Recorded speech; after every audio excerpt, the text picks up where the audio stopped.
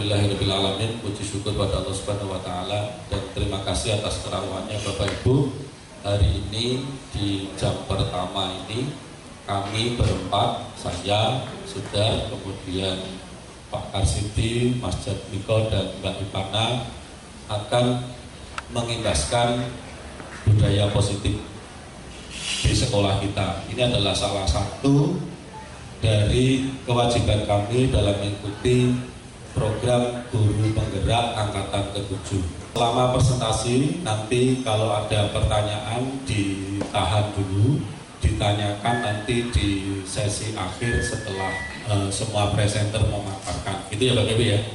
Ini acara ini diberikan keberkahan oleh Tuhan, dimudahkan segala urusan kita. Untuk itu mari kita tundukkan kepala sejenak untuk bermunajat pada Allah Subhanahu wa Ta'ala. Mudah-mudahan kegiatan kita hari ini diberi kelancaran. Berdoa dipersilakan.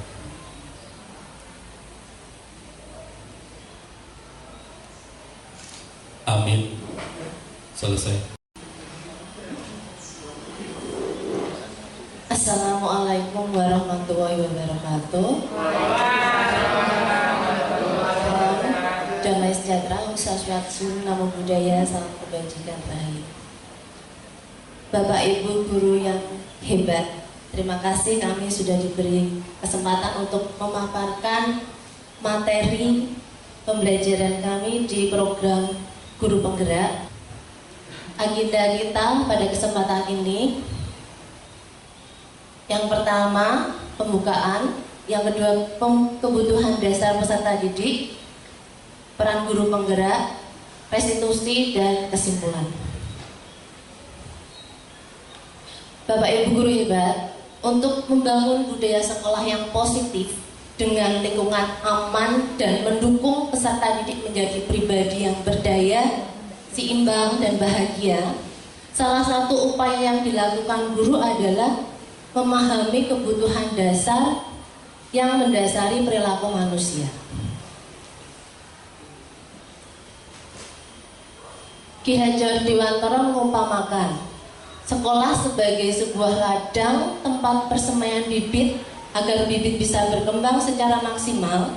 Maka petani dapat memperbaiki kondisi tanah, memelihara bibit tanaman, memberi pupuk dan air, membasmi ulat-ulat dan jamur-jamur yang mengganggu hidup bibit tanaman, dan sebagainya. Di sini sekolah diibaratkan sebagai tanah bercocok tanam, Bapak Ibu.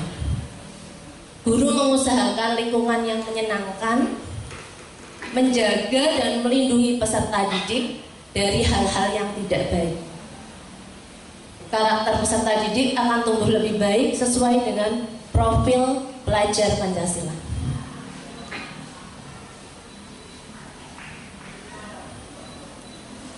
Menurut Dr. William Glaser, psikiater dari USA, seluruh tindakan manusia memiliki tujuan tertentu, yaitu memenuhi kebutuhan dasar.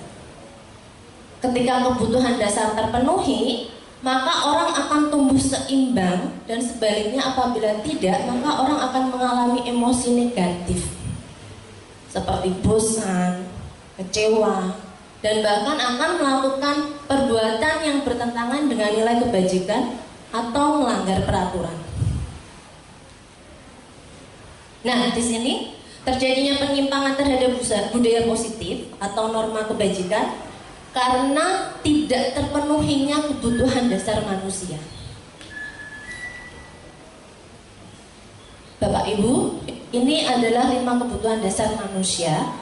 Yang pertama yaitu kebutuhan bertahan hidup atau survival, ini secara fisik, ya. Kemudian secara psikologi itu ada kebutuhan untuk merasa diterima, love belonging, kebutuhan akan kebebasan atau freedom, kebutuhan akan kesenangan atau fun, dan yang terakhir adalah kebutuhan akan penguasaan atau power. Yang pertama Bapak Ibu, bertahan hidup atau survival. Kebutuhan ini bersifat fisiologis. Jadi kebutuhan bertahan hidup itu seperti kesehatan, rumah, makanan, ketika anak didik kita sudah terpenuhi kebutuhan tersebut, maka mereka akan bahagia. Selanjutnya, yang kedua, cinta dan kasih sayang. Kebutuhan untuk merasa diterima. Kebutuhan secara psikologis ini, kebutuhan mencintai dan memiliki, meliputi kebutuhan akan hubungan koneksi sosial. Di sini biasanya peserta didik belajar karena suka dengan gurunya. Itu aja, nggih. Bagi mereka teman sebaya sangat penting. Mereka juga suka bekerja dalam kelompok. Yang ketiga, penguasaan. Pengakuan atas kemampuan. Kebutuhan ini berhubungan dengan kekuatan untuk mencapai sesuatu, menjadi kompeten, terampil, diakui atas prestasi yang didengarkan, dan memiliki rasa harga diri. Yang keempat, kebebasan. Kebutuhan akan pilihan. Kebutuhan untuk bebas adalah kebutuhan akan kemandirian, memiliki pilihan, dan mampu mengendalikan arah hidup seseorang. Peserta didik dengan kebutuhan kebebasan yang tinggi menginginkan pilihan. Mereka perlu banyak bergerak, suka mencoba hal yang baru, tidak terlalu terpengaruh orang lain, dan memiliki rasa harga diri. Dan yang terakhir, yaitu kebutuhan akan kesenangan, Bapak Ibu. Kebutuhan untuk mencari kebahagiaan, bermain, dan tertawa. Bayangkan, hidup tanpa kenikmatan apapun betapa menyedihkan, ya, kalau kita nggak bahagia. Di sini Grace menghubungkan kebutuhan akan kesenangan dengan belajar. Jadi belajar itu dengan senang. Saat mereka bermain, mereka mempelajari keterampilan hidup yang penting. Peserta didik dengan kebutuhan dasar kesenangan yang tinggi biasanya menikmati apa yang mereka lakukan. Seperti itu. Bapak Ibu guru hebat, itu adalah 5 kebutuhan dasar manusia yang harus kita penuhi untuk anak didik kita. Jadi mari kita sebagai guru yang lebih baik memahami kebutuhan dasar peserta didik kita. Mari kita bimbing peserta didik agar menjadi berdaya seimbang dan bahagia. Mari bergerak dan menggerakkan. Itu aja dari saya. Terima kasih. Wassalamualaikum warahmatullahi wabarakatuh. Waalaikumsalam warahmatullahi wabarakatuh. Bismillahirrahmanirrahim. Assalamualaikum warahmatullahi wabarakatuh. Bapak Ibu guru yang saya hormati dan juga saya banggakan, rekan-rekan semuanya, alhamdulillah alamin, pada kesempatan kali ini kita bisa berkumpul dalam rangka pengimbasan apa yang sudah kami lakukan sebagai CGB Angkatan 7 Kabupaten Demak. Dalam hal ini saya Kasiti akan memaparkan terkait dengan peran guru atau 5 posisi kontrol.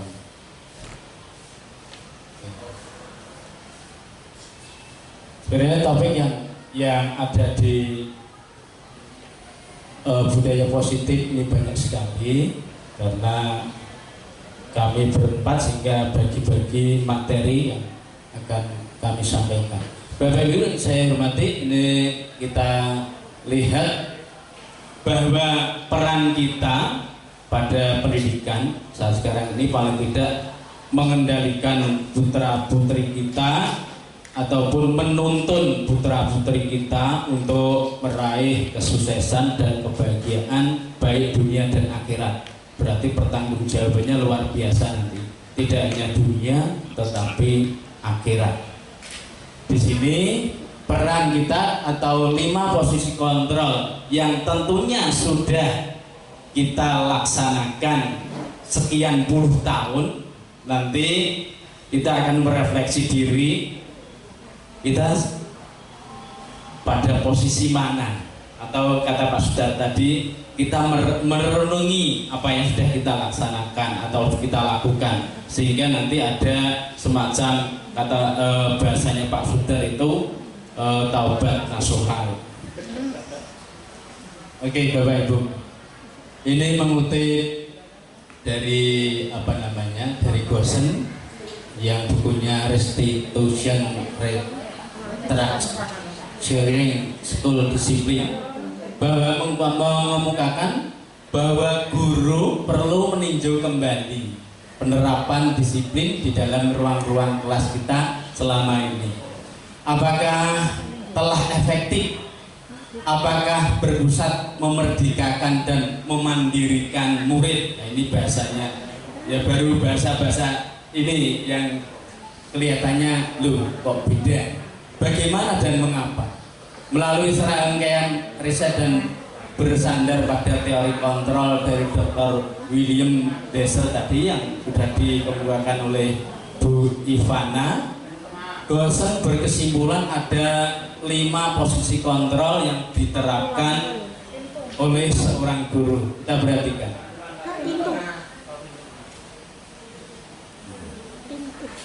Kira-kira posisi kontrol ini kita pada posisi apa ya, Bapak Ibu ya?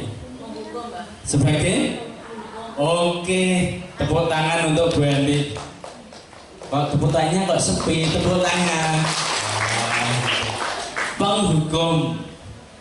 Saya yakin kita sudah pernah melakukan. Gitu. Dulah berarti aku ya waktu dosa. Kemudian yang kedua, kira-kira apa ya? Kira-kira apa Bapak Ibu? Monggo. Aduh.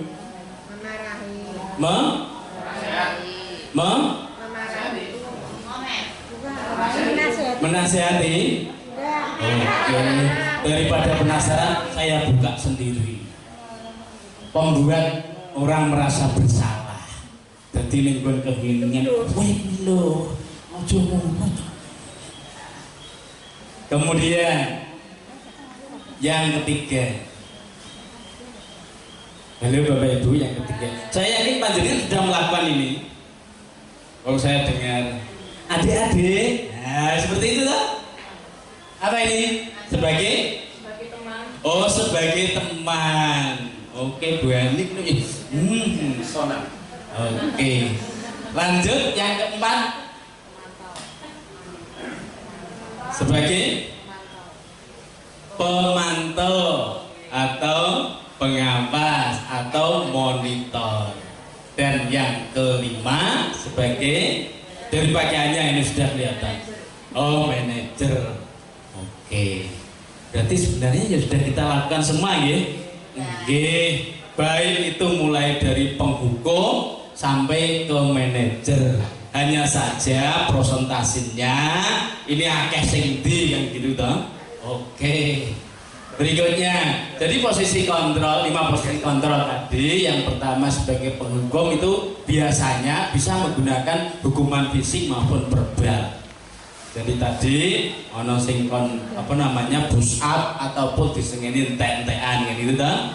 Kemudian yang kedua itu pembuat orang merasa bersalah, biasanya dibawa ke tempat yang hening, diceramai, kemudian dengan suara lembut, sehingga biasanya itu Bu Yuli ning sehingga ya Bu, saya yang bersalah kita Kemudian sebagai teman yang ketiga ini tidak menyakiti murid tetapi tetap mengontrol. Kemudian yang keempat sebagai monitor atau pemantau, yaitu mengawasi berdasarkan pada peraturan atau konsekuensi. Biasanya singgung pintu gerbang kono. Terus yang kelima sebagai manajer, guru sebagai mentor akan berbuat bersama murid, mendukung murid untuk menemukan solusi atas masalah yang dihadapi. Kira-kira dari kelima posisi kontrol itu yang komplit, yang lebih bagus kira-kira yang mana nih? Yang kelima. Wah ini cepat gitu, langsung tes. Oke. Oh gitu ya. Kita lihat. Jadi 5 posisi kontrol itu mulai dari penghukum, kemudian pembuat rasa bersalah, teman, pemantau, manajer. Dengan sebagai posisi penghukum, guru berbuat menghardik, menunjuk dan lain sebagainya. Biasanya yo awake dhewe tahu kan itu dah. Terus juga guru berkata, kalau kamu tidak melakukan awas, gitu, sudah. Kemudian hasilnya biasanya anaknya rodok berontak. Retang berontaknya itu tidak di depan, ning belakang. Iso-iso iki jok motore suwek darah. Gitu. Kemudian sebagai pembuat rasa bersalah biasanya diceramai. Seharusnya bla bla bla atau ibu merasa kecewa dengan suara lembut sehingga anak itu kan merasa terenyuh, istilah Jawanya itu gregel, bahkan iso nangis-nangis. Biasanya awake dhewe nak ceramai bocah iso nangis kita iya gong, padahal yo belum tentu pas gitu ya. Kemudian sebagai teman membuatkan alasan-alasan untuk muridnya. Yo ndak apa-apa nak hari ini. Ya apa-apa, yuk kita manusia biasa, sering salah ya seperti itu toh, kita dibuatkan juga. Kemudian sebagai pemantau, biasanya itu terkait dengan peraturan yang ada, berdasarkan peraturan yang ada. Dan sebagai manajer ini kita mengajukan pertanyaan-pertanyaan yang menggiring siswa atau murid sehingga murid nanti akan menemukan solusi yang terbaik dari permasalahan yang dihadapi pada murid tadi. Oke, sekilas terkait dengan peran posisi kontrol, 5 posisi kontrol tadi. Oke, sekarang sedikit kira-kira pernyataan-pernyataan yang di sana itu saya kecewa sekali dengan kamu. Kira-kira pada posisi kontrol yang mana Bapak Ibu? Halo. Halo. Penghukum kah? Oh, posisi kontrol tadi apa itu? Membuat rasa bersalah. Jawaban itu baik. Kemudian kamu tidak pernah benar melakukannya sebagai hukum. Ayo lakukan demi bapak, demi ibu. Oh teman. Ayo sebentar, nanya-nanya Pak Ustaz. Oke, tinggal prakteknya, actionnya atau aksi nyata. Biasanya teori ini wes aksi nyatanya sih keren, gitu sama. Apakah kamu mau mendapatkan stiker bintang hari ini? Biasanya kan dikasih penghargaan. Stiker bintang kan penghargaan loh. Ini yang mana? Halo, ya? Halo, ya? Pemantau. Iya nanti nggak kunci nih baik. Rata langsung. Kemudian bagaimana kamu bisa menyelesaikan? Bagaimana kamu bisa menyelesaikan masalah ini? Manajer kata Bu Ratna. Kemudian kamu selalu yang paling terakhir. Kowe meneh telat terus. Nun sewu ya Bu iki. Kaya pas to Pak? Ya, Bang. Oke, berarti saya kecewa sekali dengan kamu, pembuat orang merasa bersalah. Kamu tidak pernah benar melakukannya. Penghukum, ayolah. Teman, apakah kamu mendapatkan stiker? Itu pemantau yang bagaimana kamu bisa menyelesaikan masalah ini, manajer, dan kamu selalu yang paling terakhir tadi sebagai penghukum. Kiranya saya sudah 10 menit Pak Ustaz. Jadi yo akeh meh omong tapi kelihatannya sampai di sini dulu. Terima kasih atas perhatiannya. Tepuk tangan untuk kita semua. Assalamualaikum warahmatullahi wabarakatuh. Waalaikumsalam warahmatullahi wabarakatuh. Assalamualaikum warahmatullahi wabarakatuh. Selamat pagi Bapak Ibu guru yang hebat dan semoga bahagia hari ini. Pada kali ini saya kebagian dengan penerapan disiplin positif melalui institusi. Pada sistem ini, jujur saya baru menemukan di guru penggerak Bapak Ibu, di mata kuliah nggak ada. Betul, ini ilmu baru yang baru saya temukan dan saya coba untuk mempelajari dan kita belajar bersama di sini. Ini adalah inti dari kedua atau sebelumnya materi yang telah disampaikan Bu Ivana dan Pak Karsidi. Ini adalah aplikasinya, penerapannya dengan restitusi. Penerapan disiplin positif dengan restitusi. Sebelumnya anak itu kalau mendengar kata disiplin itu takut. Disiplin itu biasanya berkaitan dengan hukuman, dengan peraturan, ketertiban dan sebagainya. Mereka merasa takut. Mereka menjalankan disiplin hanya untuk menghindari hukuman. Mereka tidak nyaman dengan disiplin, tidak bahagia, tidak nyaman. Coba dengan survei nanti di kelas disuruh memilih nilai-nilai itu disiplin, jujur, macam-macam itu disiplin itu kalian dihindari, takut karena mereka memang tidak merasa nyaman. Lanjut Pak. Sekarang penerapan dari disiplin tapi yang positif itu melalui restitusi. Apa itu restitusi? Restitusi adalah proses menciptakan kondisi bagi murid untuk memperbaiki kesalahan mereka, sehingga mereka bisa kembali pada rumah mereka dengan karakter yang lebih kuat. Artinya, seandainya murid ini berada pada situasi yang salah, restitusi ini mengantarkan mereka kembali pada posisi yang benar dan mereka kembali pada kelompoknya itu dengan karakter yang lebih baik lagi, lebih kuat lagi.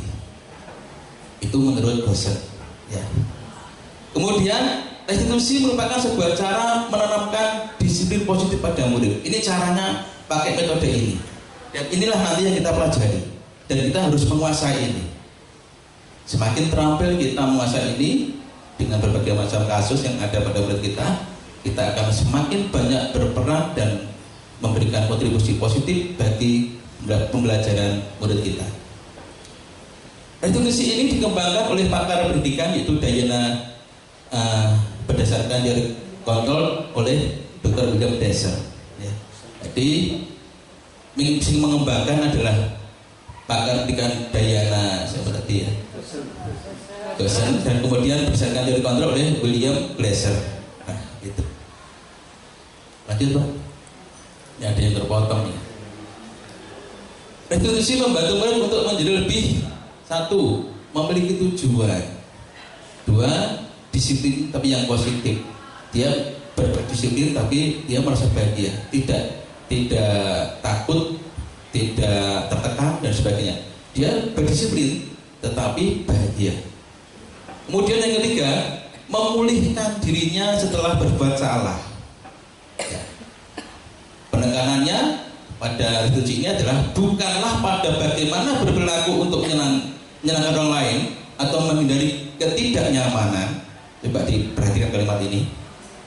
Penekanannya bukan untuk berperilaku untuk menyenangkan wong liya. Jadi saya disiplin itu ben guruku senang, enggak. Saya disiplin ben orang tua saya senang, tidak. Atau menghindari ketidaknyamanan seperti hukuman. Jadi yang dimaksudkan itu bukan untuk itu, bukan dua hal itu, tetapi tujuannya adalah menghargai nilai-nilai kebajikan yang mereka yakini, yang mereka percayai, serta sesuai dengan teori kontrol yang tadi telah disampaikan oleh Bapak Karsidi, yaitu memunculkan motivasi secara intrinsik. Jadi motivasi tadi ada beberapa hal. Motivasi itu ada karena eksternal ya, dan intrinsik. Yang eksternal itu bisa karena mungkin takut, menghindari hukuman, takut. Yang kedua karena ingin disenangi, disenangi orang tua, menyenangkan orang lain. Itu masih eksternal. Dan yang paling inti adalah memunculkan ini motivasi secara intrinsik, ini dengan apa? Restitusi. Nah, seperti apa? Nanti kita pelajari lebih lanjut. Lanjut Pak. Lanjut. Untuk penerapan ini ada sebuah panduan penerapan yang bernama segitiga restitusi. Nah ini Bu, langkah-langkahnya ada 3 tahap. Segitiga restitusi adalah sebuah proses dialog yang dijalankan oleh guru atau orang tua agar dapat menghasilkan murid yang mandiri dan bertanggung jawab. Pada saat pada saat ini guru berada di posisi manajer. Jadi kelima tadi yang diambil adalah posisi manajer. Aspek yang dikembangkan murid adalah untuk motivasi intrinsik. Lanjut Pak. Langkah-langkahnya segitiga restitusi. Yang utama adalah menstabilkan identitas. Ini mungkin kita masih bingung maksudnya gitu Pak. Ini Bu, ketika murid berbuat salah, mereka pada identitas gagal. Artinya dia berada di zona gagal. Ini bagaimana caranya kita mengangkat dia dari zona gagal menjadi zona sukses. Ya. Pertama itu menstabilkan itu, dari gagal kita stabilkan dulu. Kan dia gagal kan, ya merasa hancur, dia merasa salah, merasa pokoknya sesuatu yang buruk pada dirinya, negatif. Nah ini kita stabilkan dulu dia dengan menstabilkan identitas. Langkah kedua adalah validasi tindakan yang salah. Kita harus validasikan dulu tindakan tadi bagaimana. Yang ketiga, menanyakan keyakinan. Bapak Ibu, ini yang penting yang belum pernah mungkin kita lakukan, saya sendiri juga belum pernah, membuat kesepakatan keyakinan kelas. Saya kemarin semester 2 sudah membuat, sudah membuat ya. Jadi saya buat kesepakatan pada anak-anak kita coba kamu gali nilai-nilai positif yang ada pada diri kita. Jujur, disiplin, tulis semuanya. Kemudian saya dapatkan ada 9, ada 10, ada 12. Kita pilih 4 saja yang kita sepakati. Gimana? Kita diskusikan, dapatkan 4. Nah itu nanti 4 nilai itu yang kita pegang sebagai nilai keyakinan kelas. Apa hanya 4 Pak? Enggak, semuanya boleh lebih, tapi di kelas ini sepakati minimal mempunyai 4 itu. Gitu ya. Jadi dibuat dulu apa keyakinan kelas yang kita sepakati bersama. Lanjut Pak. Berdasarkan prinsip membuat kesalahan adalah proses pembelajaran. Jadi anak-anak salah mungkin masih tergolong dalam proses pembelajaran Bapak Ibu. Bukan dia sudah selesai di situ, enggak. Salah itu wajar dan masih dalam proses pembelajaran. 2, menggeser identitas murid dari gagal ke sukses. 3, jangan mengkritik murid yang sedang mengalami gagal, identitas gagal. Nah, dia gagal, aja dibilang nih, terus dia terus salah, wah ini kan anaknya sopor, terus bedino, atau gatek nih, dibilang malah hancur dia. Jadi tidak bisa bangkit. Terus gagal, malah hancur. Jadi kalau tugas kita adalah mengentaskan dia dari posisi gagal, ditarik ke posisi sukses. Lanjutnya, membuat kesalahan sesuatu yang wajar. Nah, ini prinsip yang harus kita ambil. Salah itu wajar. Wong dalam belajar kok. Salah itu wajar. Orang naik sepeda itu jatuh wajar. Orang langsung ngetril mahir nggak bisa, pasti jatuh dulu. Ya. Naik sepeda Honda itu pasti pertama 2 jatuh berkali-kali, wajar untuk bisa mahir dalam bersepeda. Demikian juga anak belajar, salah itu wajar, jangan dimarah. Yang kedua, manusia tidak ada yang sempurna, kita sendiri juga sering banyak salahnya. Yang ketiga, kita bisa memperbaiki masalah ini. 4, saya tidak menanyakan kesalahan, tetapi bagaimana memperbaiki masalah ini, solusi yang kita cari. Yang kelima, apa saat ini kamu tengah menjadi orang yang baik untuk dirimu sendiri? Ini yang tadi adalah untuk menstabilkan masalah. Ini langkah yang kedua, validasi tindakan yang salah. Prinsipnya adalah pada langkah kedua ini Setiap perilaku berupaya memenuhi suatu kebutuhan tertentu. Tadi sampaikan Bu Ivana bahwa anak berbuat salah itu pasti dia dalam rangka memenuhi kebutuhan tertentu. Bukan salah, tapi memang dia pengen kebutuhan tertentu. Misal seperti ini, kalau anak membuli, seorang cowok membuli anak cewek, membuli, merendahkan, kasar pada seorang wanita, berarti kita tandai bahwa anak itu butuh kasih sayang orang tua, terutama ibu. Nah, itu psikologis semacam itu kita harus banyak belajar. Yang kedua, guru akan menggeser dari pemikiran stimulus respon menjadi proaktif. Nanti kita lebih paham, lebih dalam lagi tentang stimulus respon ya.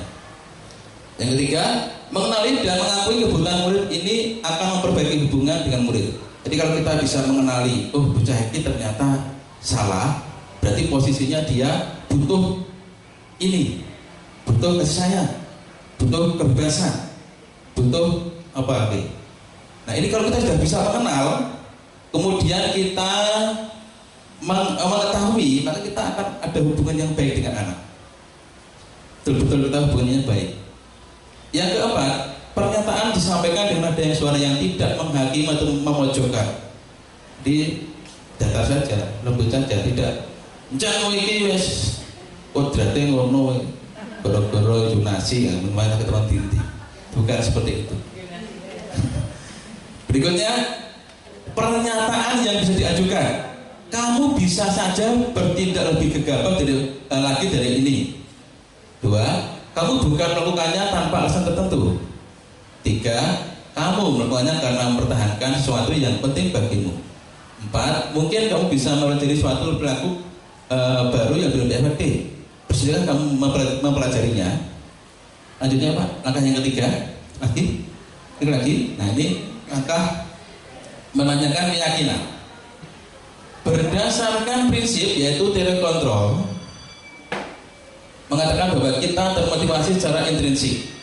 Yang kedua, saat perilaku telah divalidasi dan identitas siswa telah stabil, maka murid telah siap mengaitkan keyakinan dengan tindakan yang sama.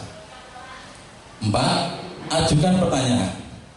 Sebagai keluarga atau kelas, apa yang kita yakini? 2. Dan apa yang kita telah sepakati?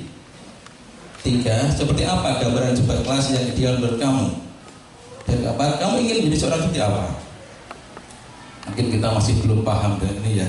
Akan saya sampaikan video aplikasi penerapan ini yang sudah saya buat kemarin. Mudah-mudahan bisa berhasil.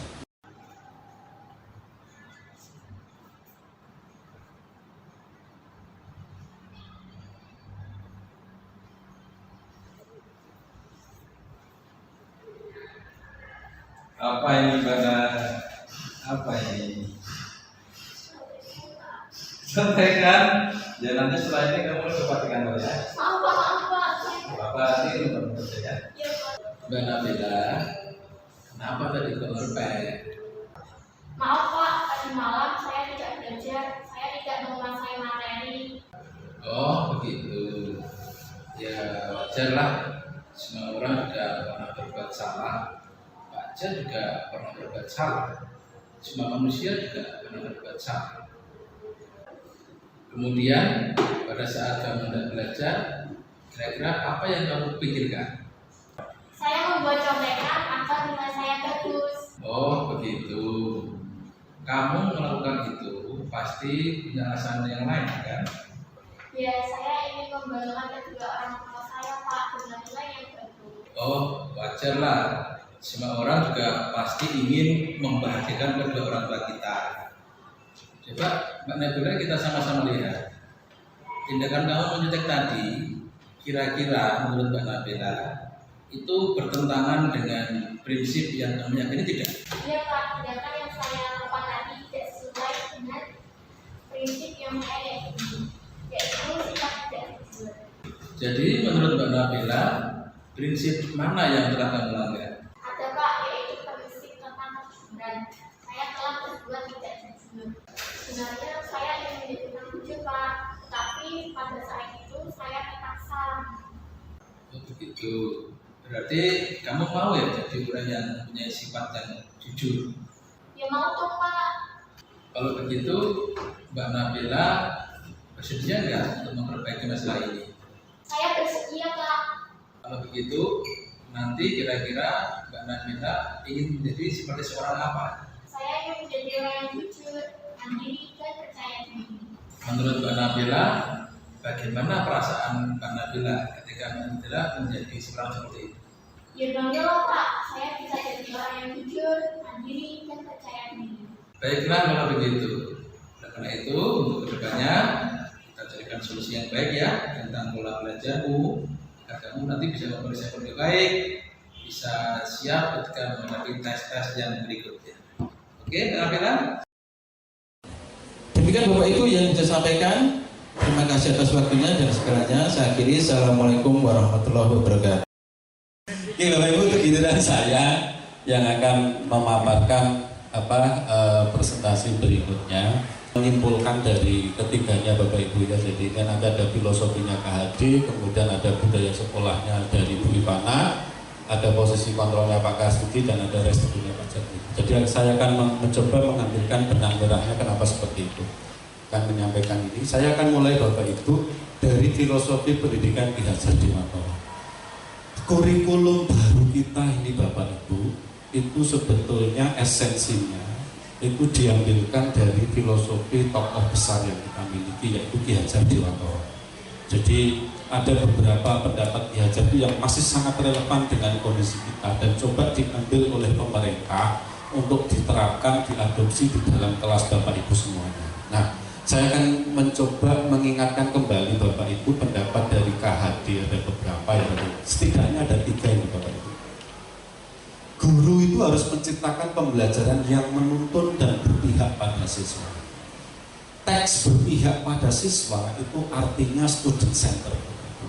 Jadi bukan panjenengan yang dominan, tetapi Bapak Ibu, siswa yang diberi kebebasan untuk mengeksplorasi seluruh konsep, seluruh ruang, seluruh materi pembelajaran, sehingga dia bisa menemukan sendiri pengetahuan dan keterampilan. Itu kira-kira Bapak Ibu. Kemudian teks menuntun Bapak, ini sesuatu yang sesuatu yang harus kita pahami lebih dalam. Karena kata-kata menuntun itu Bapak Ibu sebetulnya bisa dilakukan dengan trilogi pendidikannya Ki Hajar Dewantara. Kita masih ingat kalau KHD itu kan ing ngarso sung bodo, ing madya karso, dan tut uri dan kaya. Nah, ini dalam rangka menuntun segala potensi yang dimiliki oleh siswa. Tapi teks menuntun itu juga harus kita pahami Bapak Ibu, karena mereka, siswa kita itu memiliki kodrat masing-masing. Ada kodrat alam, ada kodrat zaman. Kalau kodrat alam itu lebih merujuk pada di mana siswa itu berada. Mengajarkan anak di gunung dan di pantai budayanya beda, alamnya berbeda. Ketika alamnya berbeda, kebutuhan dasarnya juga berbeda. Maka Bapak Ibu juga tidak boleh menyamakan itu. Nah, karakteristik anak didik kita itu di tengah perkotaan tentu berbeda dengan panjenengan ketika mengajar di daerah yang pesisir, anak Wedhu misalnya, itu sangat berbeda sekali gitu. Kemudian kodrat zaman itu adalah bergantung merujuk pada era di mana anak didik kita itu hidup. Jadi kalau ibu membayangkan mengajar anak didik jenengan saat itu seperti jenengan belajar, itu salah kaprah. Kenapa? Kemudian aku dikeplak ora apa-apa, jangan seperti itu. Kan gitu ya. Dulu kita kalau di sekolah itu dipukul oleh guru kan tidak apa-apa. Terus jenengan memperlakukan itu pada anak didik sekarang ya tidak apa-apa, karena ada kodrat zaman. Nah, dan seterusnya Bapak Ibu, kalau kodrat zaman itu kita elaborasi banyak lagi, ada masalah teknologi macam-macam yang berbeda disesuaikan dengan zaman anak itu berada. Kemudian Bapak Ibu, pembelajaran guru itu harus juga mengembangkan budi pekerti. Kalau dulu kita itu mengenal tugas guru di kelas itu ada 2, selain mengajar juga Bapak Ibu? Mendidik. Karena ada sesuatu yang beda, esensi yang beda, mengajar dan mendidik. Ngerti Pitagoras, menerapkan Pitagoras itu mengajar atau mendidik? Mengajar. tahu sopan santun, tata krama, etika, budi pekerti itu adalah mendidik. Nah, kita itu ada di sini. Nah, ini semua sudah dibikai oleh pemerintah dalam apa Bapak Ibu? Yang disebut dengan profil pelajar Pancasila. Karena itu adalah norma kebajikan yang universal, bisa diterima dari Sabang sampai Merauke. Nah, saya akan masuk kepada budaya positif sekolah. Tadi sudah dikutip oleh Bu Ipana bahwa sekolah sebagai sebuah ladang tempat persemaian bibit bla bla bla bla. Tadi kan itu Bapak ya. Jadi ibaratnya guru itu sebagai petani yang merawat tanaman. Maka semua yang ada di sekolah ini wajib menjaga bibit ini agar tumbuh sesuai kodratnya tadi. Itu Bapak Ibu. Nah, ketika bibit ini agar tumbuh sebagai kodratnya tadi, tentu kita harus menjaga. Nah, menjaganya apa? Dengan peraturan, dengan norma. Karena Bapak Ibu, sesuai perjalanan waktu pasti ada ketidaksesuaian. Maka seyogyanya kita membangun budaya positif. Nah, budaya positif itu apa ini Bapak Ibu? Diibaratkan tempat bercocok tanam, kita sebagai petani menjaga merawat tanaman itu, yang kita rawat kita jaga adalah murid kita. Kemudian lingkungan yang nyaman itu akan membuat siswa berkembang sesuai dengan kodrat tadi yang kita harapkan, profil pelajar Pancasila. Nah, ini Bapak Ibu, lingkungan yang nyaman agar karakternya berkembang sesuai dengan profil pelajar Pancasila. Maka di sekolahnya ada tata krama, ada aturannya, ada normanya Bapak Ibu. Kalau tadi sudah disinggung oleh Mas Jatmiko sudah membuat keyakinan kelas atau kesepakatan kelas. Ada 4 tadi ya Mas ya? Ada 4. Ibu bapak boleh membuat kesepakatan yang lain. Karena keyakinan itu norma baik itu ada yang keyakinan sekolah, ada keyakinan kelas. Kalau keyakinan sekolah, ibu bapak silahkan buka KTSP. Sekolah kita sudah mencantumkan 6 nilai inti. Pernah dibaca Bapak Ibu? Nah, dari sana ya, 6 nilai inti mulai dari religius, integritas sampai fokus pada pelanggan. Itu adalah 6 nilai inti kita. Itu adalah kesepakatan sekolah kita. Keyakinan sekolah kita. Lah, ibu bapak boleh menambah keyakinan di kelas. Ibu tadi disampaikan oleh Bu Ivana, seluruh tindakan manusia itu pasti memiliki tujuan, dan tujuan itu dalam rangka memenuhi kebutuhan dasar. Bapak Ibu, saya mengingatkan kembali, tahun yang lalu atau 2 tahun yang lalu, masih ingat kasus di anaknya Bu Suharti Bapak Ibu, yang anaknya tidak masuk beberapa bulan itu, berangkat lagi tidak masuk. Masih ingat Bapak Ibu? Itu kalau kita sebagai seorang penghukum seperti kata Pak Adi kan gemes sekali, kan gemes banget. Bocah ini kok mangkat orang kan gitu. Nah, ternyata ketika kita menelusuri kan ada kebutuhan dasar dia yang tidak terpenuhi. Apa? Ternyata kebutuhan dasar dia untuk survive, bertahan hidup itu tidak terpenuhi. Dia itu mengganti bapaknya, ya, mengganti bapaknya. Dia bekerja sambil mengamen karena dia masih menghidupi adiknya yang kelas 6 SD. Ada 5 kebutuhan dasar, mulai survival, bertahan hidup, love and belonging, diterima, cinta kasih sayang, freedom, kebebasan, kesenangan, dan kekuasaan. Ini adalah 5 kebutuhan dasar manusia. Jadi kalau ini tidak terpenuhi, pasti akan terjadi ketimpangan. Menurut saya Bapak Ibu, kalau murid jenengan itu belajar dalam keadaan lapar, kira-kira bisa konsentrasi? Bapak Ibu, ini semua adalah akar dari penyimpangan ketika apa? Tidak terpenuhi 5 ini. Nah, Bapak Ibu, 5 ini tidak bisa kita kontrol. Bisa terjadi kapan saja, di mana saja, dengan tidak bisa mengontrol. Nah, kalau nanti ini terjadi, what's next? Jadi ketika ada ketimpangan, what's next? Itu nanti materinya Pak Karsidi, Bapak Ibu. Bapak Ibu guru menegakkan tata tertib, keyakinan kelas, kesepakatan sekolah, dan seterusnya. Itu budaya positif itu dengan apa Bapak Ibu? Posisi kontrol. Ada 5 posisi kontrol: penghukum, pembuat rasa bersalah, teman, pemantau, dan manajer. Saya terus terang Bapak Ibu ada di sini dan di sini, Pak. Di 1 dan 3. Lebih dominan di 1 dan 3. Ya kadang kala sebagai penghukum, kadang kala sebagai teman, tapi lebih dominan di situ. Ternyata Bapak Ibu, menurut saya ini sudah top markotop menurut saya, tapi ternyata salah. Ternyata salah. Karena Bapak Ibu, menurut saya kita ucap lagi satu persatu. Penghukum jelas efektif dalam waktu yang singkat, akan meninggalkan luka di kemudian hari. Pembuat rasa bersalah juga tidak baik Bapak Ibu, karena anak itu jadi rendah diri. Karena dia merasa bersalah, saya mengecewakan guru saya mengecewakan orang tua saya mengecewakan teman saya. Itu rendah diri, itu juga nggak baik. Mungkin nanti akan jadi blunder di kemudian hari, menjadi anak itu tidak pede dan seterusnya. Kemudian sebagai teman itu sama, meninggalkan luka.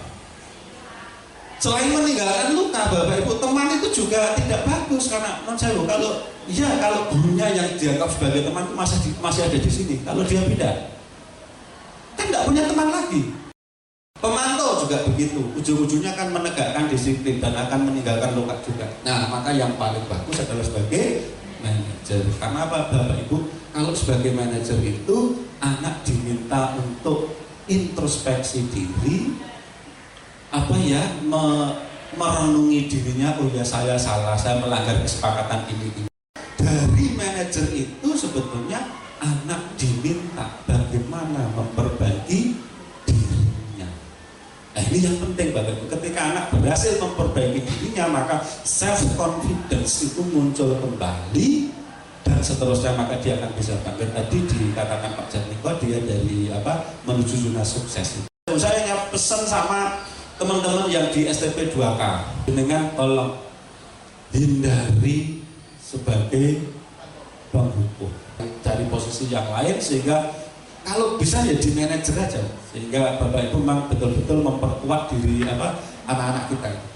Ini posisi kontrol, saya akan masuk pada yang terakhir. Nah Bapak Ibu, ketika sudah terjadi ketidaksesuaian, kesalahan itu, maka peran kita ini memperbaiki kesalahan mereka agar dapat kembali pada kelompoknya dengan pribadi yang lebih kuat. Nah, saya ini tadi mengulang dari Pak Jatmiko, ada tiga restitusi ini, 3 langkah ini dengan 3 restitusi, mulai dari menstabilkan, validasi tindakan salah, menayangkan kegagalan, dan sudah ada contohnya tadi anak yang menyontek, itu sudah bagus. Inti dari restitusi ini adalah mengembalikan anak didik kita yang gagal. Dia bisa bangkit kembali, dan itu bukan dari bantuan orang lain. Orang lain itu hanya menunjukkan, manajernya itu hanya menunjukkan, tetapi tindakan yang dia lakukan itu murni dari dalam dirinya, dari kesadaran. Kira-kira itu Bapak Ibu dari kami berempat. Terima kasih. Saya kira assalamualaikum warahmatullahi wabarakatuh.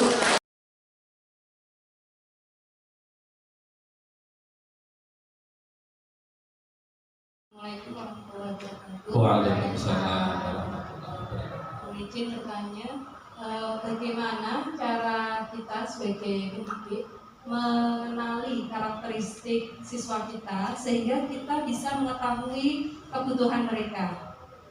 Terima kasih. Assalamualaikum warahmatullahi wabarakatuh. Waalaikumsalam. Terima kasih atas pertanyaan yang bagus sekali, Bu.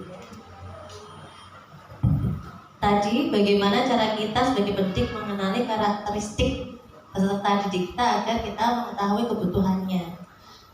Dalam pembelajaran Bu Ida, sering kita bisa mengamati kebutuhan dari siswa itu di proses pembelajaran. Oh, anak ini kurangnya apa, sikapnya seperti apa. Itu bisa menjadi bahan kita untuk mengenali karakteristiknya. Selain itu, di kurikulum Merdeka kita ada yang namanya asesmen diagnostik. Biasanya di awal semester kita memberikan asesmen diagnostik untuk mengetahui apa-apa yang dibutuhkan siswa kita. Terima kasih waktu yang diberikan berkaitan dengan restitusi yang disampaikan oleh Pak Jatmiko. Berkaitan dengan restitusi, hakikatnya adalah merupakan solusi dengan menggunakan metode-metode untuk menyadarkan anak agar anak ini menyadari kesalahannya dan tidak akan mengulangi kesalahan tersebut. Prinsipnya, jika kita menjumpai peserta didik yang sudah kita ingatkan beberapa kali berkaitan dengan kesalahan yang mereka lakukan, dengan adanya 5 kontrol tadi sudah diterapkan, tetapi anak ini masih memiliki sifat yang bisa dikatakan mengulang kesalahannya. Terus tindakan apa yang kita lakukan? Terima kasih. Seperti itu akan mungkin terjadi, pasti akan mungkin terjadi. Sudah di institusi berkali-kali, tetapi masih saja dia melanggar. Kita harus kembali kepada prinsip dasar yang disampaikan oleh Pak Arsidi, Bu Ivana tadi ya, bahwa anak itu berbuat salah itu dalam rangka memenuhi kebutuhannya. Kita kembali seperti pertanyaan Bunda tadi, kita cermati dulu, dia itu butuhnya apa, kebutuhan pokok dasar apa yang belum terpenuhi. Ini memang betul-betul harus kita identifikasi, Bu ya. Ya, istilahnya coaching itu pendampingan yang lebih intens, didampingi lebih intens, Bu. Jadi kita analisis kembali, dia sebenarnya itu diulang-ulang itu kembali ke belakang, kebutuhan apa yang belum dia penuhi. Nah, dari situ kita coba untuk mencarikan solusinya. Oh, ternyata anak ini kebutuhannya adalah seorang anak yatim yang tidak ada sosok ayah di situ ya. Kita carikan solusinya. Tindakan bukan begitu maksudnya. Kita ganti kasih sayang itu dengan kita mungkin lebih dekat dengan dia, memperhatikan dia lebih intens. Itu sehingga seolah-olah dia itu terpenuhi, meskipun nggak maksimal, tapi yang jadi kebutuhan itu bisa terpenuhi, minimal mendekati terpenuhi. Setelah terpenuhi, coba lagi, saya yakin suatu saat dia akan bisa beralih dari posisi yang salah tadi, gagal tadi, menjadi ya 3 langkah itu harus dipenuhi. Tadi ada saya sampaikan setiap langkahnya apa yang kita harus tanyakan, harus kita sampaikan, itu kan perlangkahnya ada. Perlangkahnya. Mengatakan Ibu? Iya, suwun Pak Santikom.